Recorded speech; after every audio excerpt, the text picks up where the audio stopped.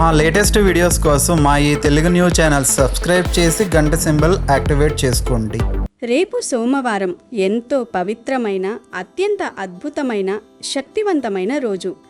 ఇలాంటి మంచి శుభదినాన మన ఇంట్లో నిత్యం ఉండే పసుపు డబ్బాలో ఈ ఒక్క చిన్న వస్తువు వేస్తే చాలు, మీకిక తిరిగి చూసుకోవాల్సిన అవసరం ఉండదు. మీ ఇంటికి 4 వైపుల నుండి డబ్బు అప్రయత్నంగా వరదలా దూసుకొస్తుంది. మన భారతీయ సాంప్రదాయంలో, సనాతన ధర్మంలో పసుపుకు ఎంతటి విశిష్ట స్థానం ఉందో, ప్రాముఖ్యత ఉందో మనందరికీ తెలిసిన విషయమే. పసుపు అనగానే మనకు వెంటనే గుర్తుకొచ్చేది సాక్షాత్తు శ్రీ గౌరీదేవి. అవును, పసుపు అంటే సాక్షాత్తు ఆ శ్రీ గౌరీదేవి స్వరూపం. ఎంతో భక్తి శ్రద్ధలతో పూజిస్తాము. ఎక్కడైతే పసుపు కుంకుమలు నిండుగా ఉండి ఇల్లు కళకళలాడుతూ ఉంటుందో అక్కడ ఆ జగన్మాత కొలువై ఉంటుందని, ఆ ఇల్లు ఎప్పుడూ సిరి సంపదలతో తులతూగుతుందని మన పెద్దలు ఎప్పటికప్పుడు చెబుతుంటారు. కేవలం అమ్మవారికే కాదు, పసుపు అంటే ఆ పరమశివుడికి కూడా ఎంతో ఇష్టం. ముక్కంటికి చేసే అభిషేకంలో పసుపు నీళ్లు వాడటం వల్ల ఆయన ఎంతో ప్రీతి చెందుతాడు. తన భక్తుల కోరికలను వెంటనే తీరుస్తాడు. ఈ విధంగా పసుపు అనేది దైవిక శక్తిని, సానుకూల వాతావరణాన్ని విశేషంగా ఆకర్షించే ఒక అద్భుతమైన దైవిక సాధనం. మన దైనందిన జీవితంలో పసుపును వంటల్లో రుచి కోసం, రంగు కోసం, అలాగే అనారోగ్యాలు తగ్గించడానికి ఒక దివ్యమైన ఔషధంగానూ ఉపయోగిస్తుంటాము. అలాగే దేవుడి పూజలకు, ప్రతి శుభకార్యానికి, నోములకు, వ్రతాలకు కూడా పసుపు తప్పనిసరిగా వాడతాము. పసుపు లేనిదే ఏ శుభకార్యమూ జరగదు. అయితే ఇక్కడ మనం ఒక ముఖ్యమైన విషయాన్ని ఖచ్చితంగా గుర్తుపెట్టుకోవాలి. పూజకు వాడే పసుపును, వంటగదిలో కూరల్లోకి వాడే పసుపును ఎప్పుడూ ఒకే డబ్బాలో అస్సలు ఉంచకూడదు. రెండింటికి విడివిడిగా వేరువేరు డబ్బాలు పెట్టుకోవాలి. వంటల పసుపు, పూజల పసుపు ఒకదానిలో ఒకటి వేసి కలగాపులగం అస్సలు చేయకూడదు. అలా చేయటం వలన మనకు తెలియకుండానే దోషం అంటుకుంటుంది, దైవానుగ్రహం తగ్గుతుంది. అలాగే పసుపు డబ్బాని ఎప్పుడూ ఎంతో పరిశుభ్రంగా ఉంచుకోవాలి.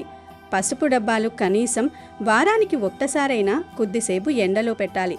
ఇలా పసుపుని ఎండలో పెట్టడం వల్ల పసుపులో ఏవైనా ప్రతికూల శక్తులు ఉంటే ఆ నెగిటివ్ ఎనర్జీ అంతా తొలగిపోయి అద్భుతమైన పాజిటివ్ ఎనర్జీ వస్తుంది.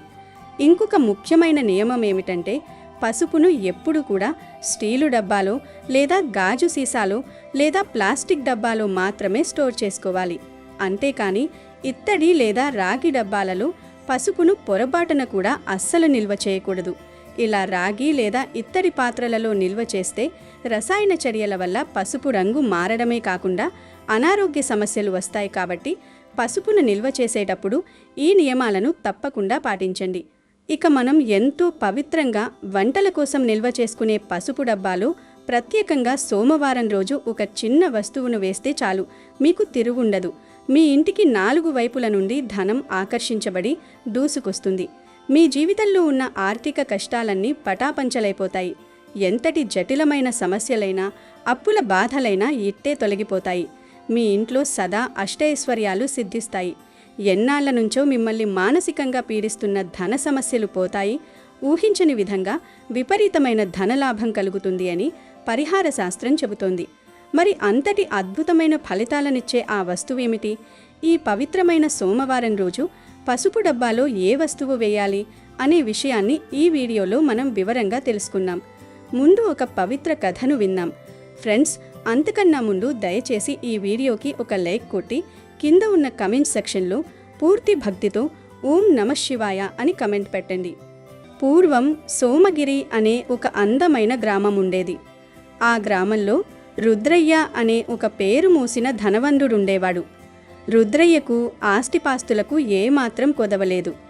ఎటు చూసినా పచ్చని పొలాలు, ఊరి చివరన పెద్ద మేడ, దేనికి లోటులేని జీవితం. కానీ అతని మనసు మాత్రం ఎప్పుడూ సంపాదన చుట్టూనే తిరుగుతూ ఉండేది. డబ్బు లేనివాడు దునియాలో పనికిరాడు అనేది అతని సిద్ధాంతం. ఆ ధన వ్యామోహంలో పడి అతను మానవత్వాన్ని మరిచిపోయాడు. ఎవరైనా ఆకలి అని తన ఇంటి ముందుకు వస్తే వారికి పట్టెడన్నం పెట్టడం పక్కన పెడితే దారుణంగా విమర్శించి పంపించేవాడు. దానం అనే మాట అతని నిఘంటువులోనే లేదు. రుద్రయ్య భార్య పేరు గౌరి. ఆమె పేరుకు తగ్గట్టుగానే మహాసాధ్వి, పరమశివ భక్తురాలు. ఆమెకు ఈశ్వర భక్తి అంటే ప్రాణం. వారిద్దరికీ మల్లిక అనే ఒక చిన్న కూతురుండేది. ఆ చిన్నారి మల్లిక కూడా తన తల్లిలాగే ఎంతో వినయ విధేయతలు కలిగి ఉండేది. గౌరి ప్రతిరోజు ఉదయాన్నే లేచి ఇంటిని శుద్ధి చేసి పరమేశ్వరునికి అభిషేకం చేసుకునేది. స్వామి, మాకు చాలా ఆస్తి ఇచ్చావు, నిండు 100 ఏళ్ల ఆయుష్నిచ్చావు, నా భర్తను బిడ్డను ఎంతో క్షేమంగా చూస్తున్నావు, అంతకు మించి నాకేమీ వద్దు తండ్రి, కేవలం నా భర్తకు ఆ దానగుణాన్ని భక్తిని ప్రసాదించు, ఈ సంపద శాశ్వతం కాదని అతనికి అర్థమయ్యేలా చెయ్యి అని మనసారా ఆ భోలాశంకరుణ్ణి వేడుకుంటూ ఉండేది. అలా ఉండగా ఒకరోజు రుద్రయ్య వ్యాపారంలో భారీ లాభాలను గడించి సంచి నిండా బంగారు నాణాలను పట్టుకుని ఇంటికి వస్తాడు. అతని ముఖంలో అహంకారం స్పష్టంగా కనిపిస్తుంది. ఆ డబ్బు మూటను గదిలో పడేసి, గౌరీ, చూసావా నా అదృష్టం ఎలా ఉందో? ఈ ఏడాది పంటలు పండిన తీరు చూస్తే నాకంటే గొప్పవాడు ఈ గ్రామంలోనే లేడనిపిస్తుంది. ఇంత ధనాన్ని ఎక్కడ దాచాలో కూడా నాకు అర్థం కావడం లేదు అని మురిసిపోతుంటాడు. గౌరీ ఆ డబ్బును చూసి సంబరపడలేదు సరే కదా, మెల్లగా భర్త దగ్గరకు వెళ్ళి, ఏవండి, ఇంత ధనం మన దగ్గర ఉంది కదా, వచ్చే శివరాత్రి నాడు మన ఊరిలోని శివాలయంలో ఒక 500 మందికి అన్నదానం చేద్దామండి, పేదవారికి బట్టలు పంచుదాం, పుణ్యం వస్తుంది అని విన్నవించింది. ఆ మాట వినగానే రుద్రయ్య ముఖం కోపంతో ఎర్రబడింది. ఏంటి గౌరీ, నీకు పిచ్చేవైనా పట్టిందా? రాత్రింబవళ్ళు కష్టపడి నేను సంపాదిస్తుంటే నువ్వు దానాల పేరుతో తగలేస్తానంటావా? ఎవరైనా నగలు చేయించుకోమంటారు, కొత్త చీరలు అడుగుతారు, కానీ నువ్వు ఇలా లేనిపోని ఖర్చులు చెప్తున్నావేంటి? ఇలా ప్రతి ఒక్కరికి అన్నం పెడుతూ పోతే రేపు మనకు కానీ మన మల్లికకు కానీ ఒక్క కాసు మిగలదు. ఇకపై ఇలాంటి మాటలు నా దగ్గర ఎత్తకు అని కసురుకుని ఆ డబ్బును తన ఇనుప పెట్టెలో పెట్టి తాళం వేస్తాడు. గౌరీ కన్నీళ్లు పెట్టుకుని ఆ శివలింగం ముందు కూర్చుని బాధపడుతుంది. కొన్ని రోజులకి శివరాత్రి పండుగ రానే వచ్చింది. గ్రామంలో అందరూ కొత్త బట్టలు కట్టుకుని విభూతి రేఖలతో ముస్తాబై శివాలయానికి వెడుతున్నారు. గౌరి తన భర్త దగ్గరకు వెళ్ళి, ఏవండి, ఇవాళ పరమ పవిత్రమైన శివరాత్రి, ఊరిలో అందరూ గుడికి వెడుతున్నారు, మనం కూడా వెళ్దాం రండి, ఆ చంద్రశేఖరుణ్ణి దర్శించుకుంటే మనస్సుకి ప్రశాంతత లభిస్తుంది అని అడుగుతుంది. అప్పుడు రుద్రయ్య ఎగతాళిగా నవ్వి, గుడికి వెళ్ళడం ఎవరికి? చేతకాని వారికి, ఆత్మవిశ్వాసం లేని వారికి దేవుడి అవసరం ఉంటుంది. నాకు నా కష్టం మీద, నా తెలివితేటల మీద నమ్మకం ఉంది. నా దగ్గర సంపద ఉంది. నాకు ఏ దేవుడి సహాయం అక్కర్లేదు. అయినా ఆ రాతి విగ్రహానికి మొక్కితే ఏం వస్తుంది అని నిష్ఠూరంగా మాట్లాడతాడు. కానీ గౌరి పట్టుబడి బ్రతిమిలాడి చివరకు రుద్రయ్యను గుడికి ఒప్పిస్తుంది. రుద్రయ్య అయిష్టంగానే భార్యా బిడ్డలతో కలిసి శివాలయానికి వెళ్తాడు. రుద్రయ్య పెద్ద ధనవంతుడు కాబట్టి గుడిలో ఉన్న ధర్మకర్తలు, పూజారులు అతనికి ఎంతో గౌరవమిస్తారు. గర్భగుడిలో శివలింగాన్ని చూసి గౌరి పులకించిపోతుంది. మల్లిక కూడా భక్తితో నమస్కారం చేసుకుంటుంది. కానీ రుద్రయ్య మాత్రం చుట్టూ ఉన్న జనాన్ని చూస్తూ తన ఆడంబరాన్ని ప్రదర్శిస్తూ ఉంటాడు. దర్శనం ముగించుకుని గుడి బయటకు రాగానే ఒక ముసలి బిచ్చగాడు వాళ్లకు ఎదురుపడతాడు. అతని శరీరం శుష్కించిపోయి ఉంది. కళ్ళు లోతుకుపోయాయి. చిరిగిన బట్టలతో చాలా దీనంగా ఉన్నారు. రుద్రయ్యను చూడగానే ఆ ముసలివాడు, అయ్యా, ధర్మప్రభువులని మీ గురించి విన్నాను. 3 రోజుల నుండి ఆకలితో అల్లాడిపోతున్నాను. ఏదైనా కాస్త ధర్మం చేయండి బాబు, మీ పుణ్యం ఉంటుంది, నా ఆకలి తీర్చండి అని దీనంగా అర్థిస్తాడు. గౌరి ఆ బిచ్చగాడి ముఖంలోకి చూసి, ఏవండి, పాపం ముసలివారు, ఏదైనా సహాయం చేయండి అంటుంది. రుద్రయ్య ఆ బిచ్చగాడిని అసహ్యంగా చూస్తూ, ఛీ, ప్రొద్దున్నే ఎక్కడి నుండి ఊడిపడ్డారు వీళ్లంతా? కష్టపడి పని చేసుకోవడం చేతకాక ఇలా అడుక్కు తింటున్నారు, పో ఇక్కడి నుండి. నా కష్టార్జితాన్ని నీలాంటి సోమరిపోతులకు పోయడానికి నేను పిచ్చివాణ్ణి కాదు అని కఠినంగా అంటాడు. ఆ బిచ్చగాడు, బాబు, ఆకలి దహించేస్తోంది, ప్రాణాలు పోయేలా ఉన్నాయి, ₹1 ఇవ్వండి అని వేడుకున్నా వినకుండా రుద్రయ్య ఆవేశంతో తన కాలితో ఆ ముసలివాడిని పక్కకు తన్నేసి వెళ్ళిపోతాడు. నిజానికి ఆ బిచ్చగాడి రూపంలో వచ్చింది సాక్షాత్తు ఆ పరమశివుడే. రుద్రయ్యలో ఉన్న అహంకారాన్ని, లోభత్వాన్ని చూసి శివుడు చిరునవ్వు నవ్వుతాడు. రుద్రయ్య, నీ సంపద నీకు అహంకారాన్ని ఇచ్చింది. మనిషికి మనిషి చేసే సహాయమే గొప్పదని తెలియజేయాల్సిన సమయం వచ్చింది అని తలుచుకుంటాడు. రుద్రయ్య ఇంటికి వెళ్ళి కుర్చీలో కూర్చుని విశ్రాంతి తీసుకుంటుండగా అతని పొలం దగ్గర పనిచేసే పాలేరు పరుగున వస్తాడు. అయ్యగారు, అనర్థం జరిగిపోయింది. మన ధాన్యం గిడ్డంగులకు అకస్మాత్తుగా నిప్పు అంటుకుంది. అగ్నికీలలు ఆకాశాన్ని తాకుతున్నాయి. మన 25 ఎకరాల పంట, దాచి ఉంచిన ధాన్యమంతా బూడిదైపోయాయి అని ఏడుస్తూ చెప్తాడు. ఆ మాట వినగానే రుద్రయ్య గుండె ఆగినంత పని అవుతుంది. వెనువెంటనే తన గదిలోకి వెళ్ళి ఇనుప పెట్ట తెరిచి చూస్తాడు. అందులో ఉన్న బంగారు నాణేలు మాయమై కేవలం నల్లటి రాళ్ళు మాత్రమే మిగిలాయి. గౌరి పరుగున వచ్చి, ఏవండి, నా నగలు కూడా కనిపించడం లేదండి, బీరువాలో పెట్టిన నగలు ఏవయ్యాయో తెలియదు అని అంటుంది. రుద్రయ్య హతాశుడై కుప్పకూలిపోతాడు. ఇదంతా ఆ శివుడి లీలే అండి. మీరు ఆ ముసలి బిచ్చగానిని తన్నడం వల్లే మనకు ఈ గతి పట్టింది. ఇప్పటికైనా ఆ పరమేశ్వరుణ్ణి వేడుకోండి అని గౌరి మొత్తుకుంటుంది. కానీ రుద్రయ్యలో మార్పు రాలేదు. లేదమ్మా, ఇదంతా ఎవరో దొంగలు చేసిన పని. ఆ బిచ్చగాడికి దీనికి సంబంధం లేదు. నేను మళ్ళీ సంపాదిస్తాను అని మొండిగా అంటాడు. మరుసటి రోజు ఉదయం మళ్ళీ అదే బిచ్చగాడు రుద్రయ్య ఇంటి ముందర నిలబడి, భవతి భిక్షాందేహి, అమ్మ ఆకలిగా ఉంది, పట్టిరు అన్నం పెట్టండి అని అరుస్తాడు. రుద్రయ్యకు ఆ బిచ్చగాడిని చూడగానే ఒళ్ళు మండిపోతుంది. నువ్వు మళ్ళీ వచ్చావా? నీ వల్లే నాకు అపశకునం ఎదురైంది అంటూ పక్కనే ఉన్న ఒక కర్ర తీసుకుని ఆ బిచ్చగాడిని కొట్టడానికి వెళ్తాడు. ఆ బిచ్చగాడు మౌనంగా అక్కడి నుండి వెళ్ళిపోతాడు. రుద్రయ్య లోపలికి వెళ్ళి చూడగా వంటగదిలో ఉన్న బియ్యం, పప్పులు, పాలు అన్నీ మాయమైపోయి ఖాళీ పాత్రలు మాత్రమే ఉన్నాయి. ఇంట్లో తినడానికి ఒక్క మెతుకు కూడా మిగల్లేదు.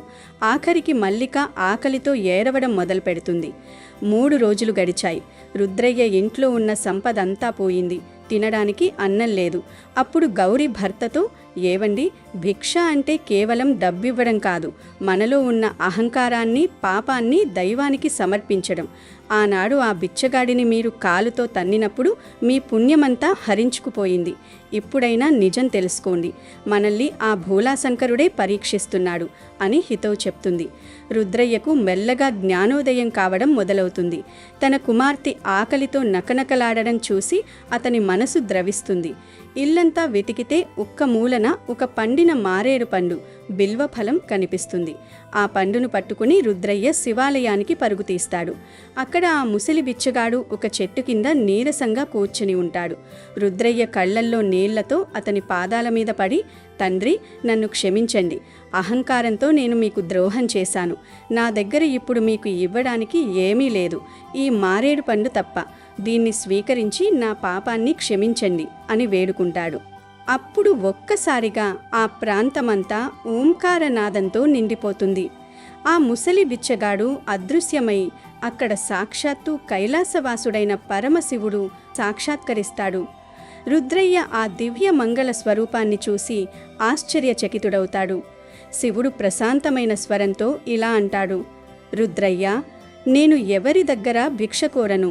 భక్తుల లోభత్వాన్ని, అహంకారాన్ని హరించడానికే నేను భిక్షగాడి రూపంలో వస్తాను. నీవు అర్పించిన ఈ ఫలం నీలోని మార్పుకు సంకేతం. సంపద అనేది ఒక నది లాంటిది. అది ఎప్పుడూ ప్రవహిస్తూ ఇతరులకు మేలు చేయాలి. అది ఒకే చోట నిలిచిపోతే కలుషితమవుతుంది. నీకు నీ తప్పు తెలిసింది. ఇకపై నీ సంపదను 10 మందికి ఉపయోగపడేలా చూడు అని దీవించి మాయమవుతాడు. కళ్ళు తెరిచి చూసేసరికి రుద్రయ్య తిరిగి తన ఇంటి ముందే ఉంటాడు. మళ్ళీ గిడ్డంగులు ధాన్యంతో నిండిపోయాయి. పెట్టెలో బంగారం మెరుస్తోంది. ఇంట్లో సరుకులు సమృద్ధిగా ఉన్నాయి. కానీ ఇప్పుడు రుద్రయ్యలో పాత రుద్రయ్య లేడు. ఆ శివరాత్రి మరుసటి రోజు నుండి అతను గొప్ప దాతగా మారాడు. ప్రతిరోజు పేదలకు అన్నదానం చేయడం, గుడికి వచ్చే భక్తులకు వసతులు కల్పించడం తన దినచర్యగా మార్చుకున్నాడు. సోమగిరి గ్రామంలో రుద్రయ్య పేరు ఇప్పుడు ధనవంతుడిగా కంటే గొప్ప దాతగా మారుబ్రోగిపోతోంది. పరమశివుని కరుణతో ఆ కుటుంబం ఆనందంగా, తృప్తిగా జీవించసాగింది.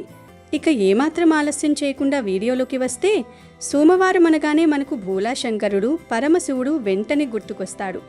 ఈ రోజున ఉదయాన్నే సూర్యోదయానికి ముందే నిద్రలేచి తలస్నానం చేసి ఇల్లంతా శుభ్రం చేసుకోవాలి. గడపలకు పసుపు కుంకుమలు పెట్టుకొని పూజా మందిరాన్ని అందంగా అలంకరించుకోవాలి. ఆ తర్వాత ఎంతో భక్తి శ్రద్ధలతో సోమవారం రోజు శివుడికి తప్పనిసరిగా పూజ చేయాలి. ఒకవేళ ఉద్యోగస్తులు అవ్వడం వల్ల లేదా సమయాభావం వల్ల పూజ చేయడానికి సమయం లేకపోతే కనీసం ఇంట్లో దేవుడి మందిరంలో ఉదయం మరియు సాయంత్రం దీపారాధన అయినా భక్తితో చేసుకోవాలి. నువ్వుల నూనె లేదా ఆవు నెయ్యితో 2 ఒత్తులు వేసి చేసే ఈ దీపారాధన మన ఇంటిలోని అంధకారాన్ని, దరిద్రాన్ని పూర్తిగా తొలగించి దైవ కటాక్షాన్ని ఇంటికి తీసుకువస్తుంది. ఒకవేళ మీ ఇంట్లో గనుక శివలింగం ఉంటే ఆ స్వామికి స్వచ్ఛమైన ఆవు పాలతో అభిషేకం చేస్తే చాలా చాలా మంచిది. స్వచ్ఛమైన పాలతో సోమవారం నాడు శివుడికి అభిషేకం చేయడం వల్ల మీకు మంచి ఆరోగ్యం, అష్ట ఐశ్వర్యం మెండుగా ప్రాప్తిస్తాయి. పాలాభిషేకం చేస్తున్నప్పుడు మీ మనసులో శివ పంచాక్షరి మంత్రాన్ని జపిస్తూ ఉంటే ఆ స్వామి కరుణాకటాక్షాలు మీ కుటుంబంపై ఎల్లప్పుడూ వెల్లివిరుస్తాయి. ఇక ఈరోజు మీ ఆర్థిక సమస్యలు తీరిపోవడానికి ఒక అద్భుతమైన, అత్యంత సులభమైన పరిహారం చేసుకోవాలి. ఈ పరిహారం కోసం ముందుగా ఒక చిన్న తెల్లటి కాగితం, అనగా ఎటువంటి గీతలు లేని ఒక ప్లెయిన్ వైట్ పేపర్ తీసుకోండి. ఆ కాగితం మీద ఎటువంటి అక్షరాలు, రాతలు ఉండకూడదు. స్వచ్ఛమైన తెల్లటి కాగితం తీసుకొని అందులో ముందుగా ఒక చిన్న ఎండుమిరపకాయను వేయండి.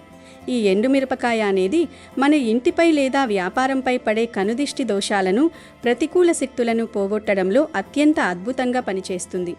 ఆ తర్వాత అదే కాగితంలో ఒక చిన్న అల్లం ముక్కను కూడా వేయండి. అల్లం అనేది సాక్షాత్తు లక్ష్మీదేవికి ఇష్టమైనదిగా, అదృష్టాన్ని మరియు సంపదను అమితంగా ఆకర్షించే అద్భుతమైన గుణాన్ని కలిగి ఉంటుంది.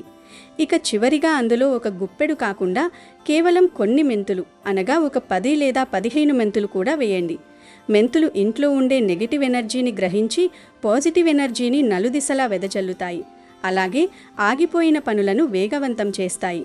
ఇప్పుడు ఈ తెల్ల కాగితంలో ఎండుమిరపకాయ, అల్లం ముక్క మరియు మెంతులు వేసిన తర్వాత వాటిలో ఉన్నవి బయటపడకుండా ఒక చిన్న పొట్లంలాగా జాగ్రత్తగా మడవండి లేదా దారంతో గట్టిగా కట్టండి. ఈ విధంగా ఇంట్లోనే ఎంతో సులువుగా సిద్ధం చేసుకున్న ఆ కాగితం పొట్లాన్ని నేరుగా తీసుకువెళ్ళి మీ ఇంట్లో పూజకు లేదా వంటకు వాడే పసుపు డబ్బాలో అడుగు భాగాన వేసి పైన పసుపుతో కప్పేయండి. వంటగదిలో వాడే పసుపు డబ్బాలో అయినా వేయవచ్చు, పూజ గదిలో వాడే పసుపు డబ్బాలో అయినా వేయవచ్చు. ఈ పరిహారం చేసేటప్పుడు ఎవరితోనూ మాట్లాడకుండా పూర్తి ఏకాగ్రతతో, భక్తితో మీ మనసులోని కోరికను, అప్పుల బాధలు తీరిపోవాలని, పట్టిందల్లా బంగారం అవ్వాలని, ధనప్రాప్తి కలగాలని బలంగా కోరుకుంటూ ఈ పొట్లాన్ని ఆ పసుపు డబ్బాలో వేయాలి.